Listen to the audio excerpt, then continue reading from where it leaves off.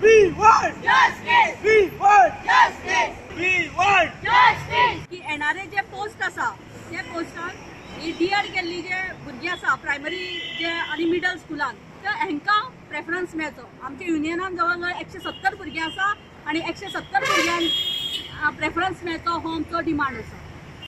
ही सगळी गोंयच्यान आयिल्ली D.Ed केल्ली भुरगीं तेंचें अशें जालां की फाटल्या कांय वर्सांनी जे जॉब ऑपॉर्च्युनिटी आसल्यो प्रायमरी सेक्शनान थंय ह्या भुरग्यांक ऑपॉर्च्युनिटी मेळोंक ना।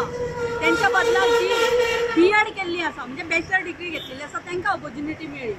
आणि आता जे पोस्ट येवपाचे आसा ते पेपरार एक न्यूज आयली की थंय B.Ed कॅन ऑल्सो अप्लाय अशें म्हटल्या नंतर ह्या भुरग्यां भितर एक भंय निर्माण जालो। ताच्या खातीर आमी डायरेक्टराक मेळ्ळे, डायरेक्टरान आमकां सारकें उत्तर दिवंक ना। ताच्या खातीर आज आमी CMाक हें रिक्वेस्ट करपाक आयिल्ले आसा की जे रिक्रुटमेंट रूल आसा त्या रिक्रुटमेंट रुला प्रमाणे प्रायमरी सेक्शनाक फक्त D.Ed केल्लीच शिकोवपाक शकता। पूण आज हांगा गोंयान अशें जायना। आज सगळे